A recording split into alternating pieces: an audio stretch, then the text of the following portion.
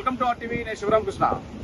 సోమవారం ఆగ్నేయ బంగాళాఖాతంలో మరో అల్పపీడనం అయితే ఏర్పడింది. అయితే దీని ప్రభావం 2 రోజుల్లో మరింత బలపడి తమిళనాడు తీరం వైపు అయితే ప్రయాణించనుంది.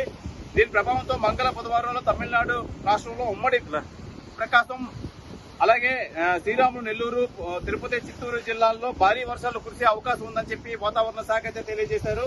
అయితే మిగిలిన ప్రాంతాల్లో తేలికపాటి నుంచి ఓ మోస్తరు వర్షాలకు అవకాశం ఉంది. ఈ అల్పపీడనం వాయుగుండంగానూ రూపాంతరం చెందుతుందని చెప్పి శాస్త్రవేత్తలు అయితే చెబుతున్నారు. ఇది తీరాన్ని తాకిన వెంటనే 17 అండమాన్ పరిసర ప్రాంతాల్లో మరో అల్పపీడనం ఏర్పడుతుందని చెప్పి ఐరోపాకు చెందిన మోడల్ సూచిస్తుంది. అయితే ఈ ప్రభావంతో చలి తీవ్రత అయితే పెరిగిందని చెప్పి వాతావరణ శాఖ అయితే తెలియజేస్తున్నారు. ఉత్తర భారతంలో వీస్తున్న చలిగాలుల ప్రభావంతో రాష్ట్ర వ్యాప్తంగా చలి తీవ్రత అయితే పెరిగింది. నెల్లూరు, ప్రకాశం మినహా రాష్ట్ర వ్యాప్తంగా కనిష్ట ఉష్ణోగ్రత 20 డిగ్రీల కంటే తక్కువగా పడిపోయే చెప్పి వాతావరణ శాఖ అయితే తెలియజేస్తుంది. అనంతపురం, కర్నూలు, చిత్తూరు, విజయనగరం, విశాఖ జిల్లాల్లో 18 డిగ్రీల కంటే తక్కువగా నమోదయ్యే అవకాశం ఉందని వాతావరణ శాఖ అయితే తెలియజేస్తుంది.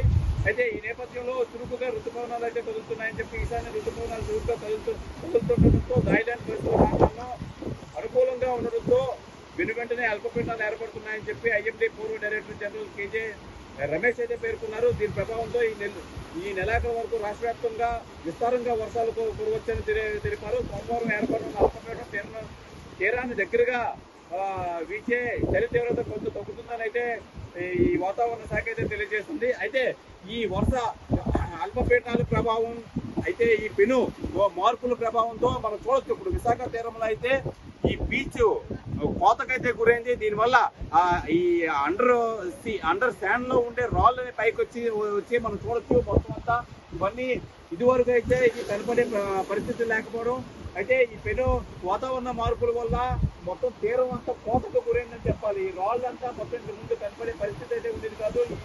ఈ పెను వాతావరణ మార్పు వల్ల ఈ తీరం మొత్తం అంతా విశాఖ ఏదైతే వైఎంసీ ప్రాంతంలో ఎదురుగా ఉన్న ఈ బీచ్ దగ్గర అయితే మనం ఉన్నాం. దీని ప్రభావంతో మొత్తం మనం చూడొచ్చు. మనం వీడియోగ్రాఫర్లు అయితే చూపిస్తున్నారు ఈ రాళ్ళన్నీ బయటపడటం.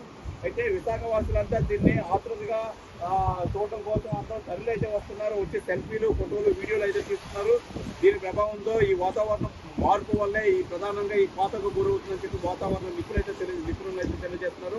ఏదేమైనా రేపు సోమవారం మరో ఈ వాతావరణ మార్పు అయితే జరుగుతుందని చెప్పి ఇప్పటికీ వాతావరణ శాఖ అయితే తెలియజేస్తుంది. ఏదైనా ఈ చలి తీవ్రతలు అయితే దీనివల్ల ఈ ప్రభావం అయితే చూపిస్తుందని చెప్పి వాతావరణ నిపుణులు అయితే తెలియజేస్తున్నారు. ఏదేమైనా ప్రజలంతా జాగ్రత్తగా ఉండాలి. వాతావరణం సంబంధించి తగు జాగ్రత్తలు అయితే తీసుకోవాలని చెప్పి ఈ డాక్టర్లు అయితే సూచిస్తున్నారు. ఇది ఈ వాతావరణం సంబంధించి విశాఖ తీరం నుంచి కెమెరామెన్ అజయ్తో శివరామకృష్ణ, టీవీ, విశాఖపట్నం నుంచి. మరిన్ని వీడియోస్ కోసం ఛానల్ ని సబ్స్క్రైబ్ చేయండి. లేటెస్ట్ అప్డేట్స్ కోసం వాట్సాప్ ఛానల్ ని ఫాలో అవ్వండి. అండ్ లింక్ డిస్క్రిప్షన్ లో ఉంది.